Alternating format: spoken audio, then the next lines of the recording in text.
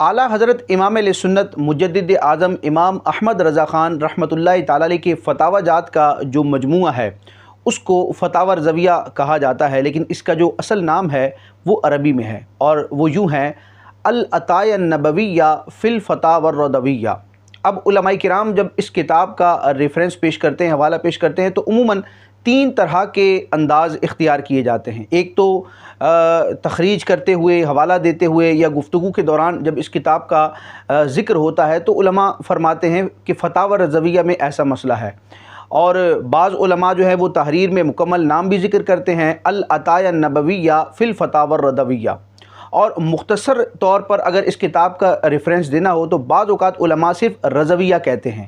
مثال کے طور پر یوں کہتے ہیں کہ یہ مسئلہ رضویہ میں ہے، یا رضویہ میں یہ مسئلہ یوں ہے، تو وہاں رضویہ سے مراد عموماً فتاوی رضویہ شریف ہوتا ہے۔ یہ اعلیٰ حضرت امام اہل سنت کے فتاوی جات کا عظیم شاہکار ہے۔ کہنے کو تو صرف یہ ایک فتاوی کی کتاب ہے، لیکن اس میں کئی علوم پر اعلیٰ حضرت امام اہل سنت نے تحقیقات فرمائی ہے، اور مختلف علوم اس کتاب میں گویا کہ جمع فرما دیے ہیں۔ اگر ڈیٹیل میں جائیں، ایک ایک جلد کو دیکھیں اور ایک ایک رسالے پر بات کریں تو مختلف علوم کی بہاریں ہمیں امام اہل سنت کی تحریرات، فتاوی جات اور فتاوی رضویہ کی مختلف جلدوں میں مقامات پر نظر آتی ہیں۔ اللہ تبارک و تعالیٰ ہمیں اس کتاب کی برکتیں لینے کی توفیق عطا فرمائے۔ فتاوی رضویہ شریف کے حوالے سے عموماً یہ کلمات بھی کہے جاتے ہیں کہ قدیم فتاوی رضویہ، جدید فتاوی رضویہ۔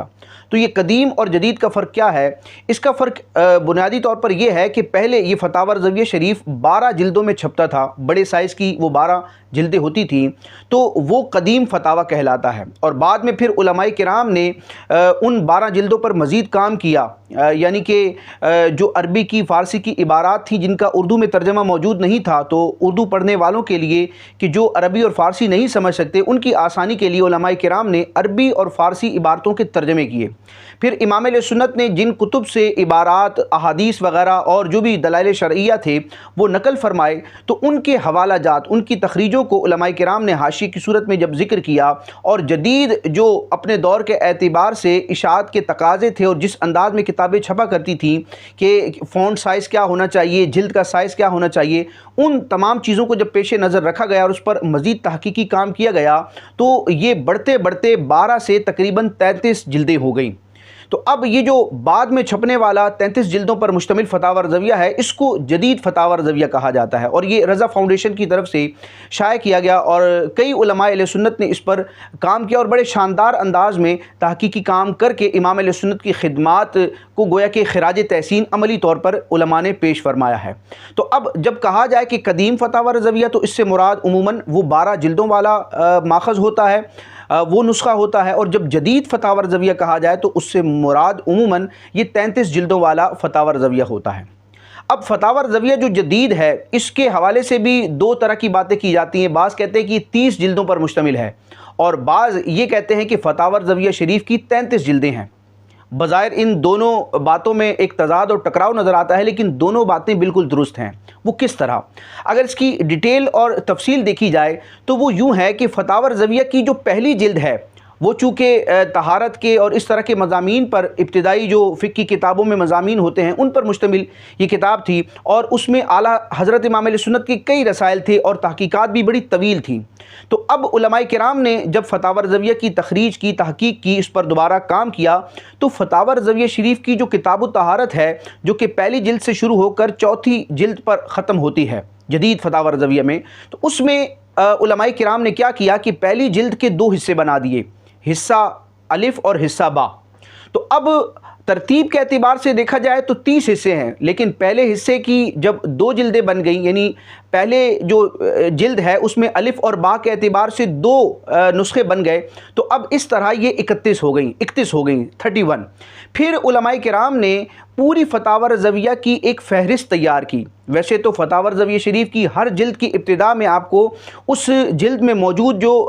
مضامین ہیں، جو مشمولات ہیں، ان کی پوری فہرست آپ کو ملے گی، جس میں صفحہ نمبر بھی لکھا ہوگا، اور بہت خوبصورت انداز میں علماء کرام نے وہ فہرستیں تیار کی ہیں، جس میں نفس مسئلہ کو ذکر کیا گیا کہ اس مسئلے پر فلاں صفحے میں یہ بحث موجود ہے، یہ فتویٰ موجود ہے۔ لیکن علماء کرام نے ہر جلد میں فہرست دینے کے ساتھ ساتھ ایک الگ سے بھی جلد مرتب کی جس میں فتاوی رضویہ شریف کی تمام جلدوں کے مضامین کی فہرست موجود ہے، کہ اگر کوئی شخص ایک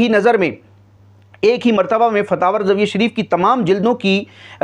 ترتیب دیکھنا چاہتا ہے، ان کے مضامین دیکھنا چاہتا ہے، فہرست کا جائزہ لینا چاہتا ہے، تو وہ ایک جلد میں ملاحظہ کر سکتا ہے۔ تو فہرست کی ایک ضخیم جلد ہے، اس کو اگر ملاتے ہیں تو پھر یہ 32 جلدیں بن جاتی ہیں،